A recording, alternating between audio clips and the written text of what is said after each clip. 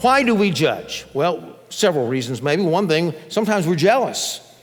I mean, we are. You know, somebody else is successful, and yet they're not serving the Lord, and you think, hey, I've done this, I've towed the line, I've given, I give to the church, I serve the church, I serve outside the church, and look at my life. God, I just don't feel as blessed. I'm not having as much fun. All my friends are out partying and having a good time. They seem like have no accountability. They're just having a great time. By the way, you say, well, you know, if they're into sin, they're not having a good time. Who are you kidding? The Bible even says that sin is pleasurable for a season.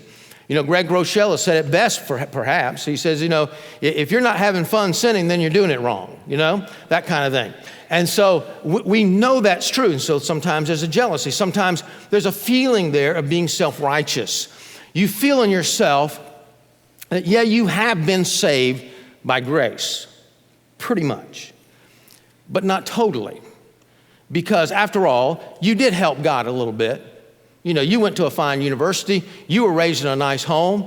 Your parents were good. You were good growing up. You weren't all that bad. You don't have one of these testimonies that's as bad as somebody else. So you helped God a little bit. And so you really have not totally embraced the idea of the grace of God, that you deserve punishment just like anybody else would, and you were saved by the grace of God. And so therefore, there's a little self-righteousness there.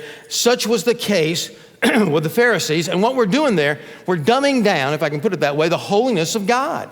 It's easy for you and I to see the sins of other people. But he says, I'm going to go take you a step further. He says, you're concentrating on the sins of others more than you're concentrating on cleaning up your own life. And he says, first, I want you to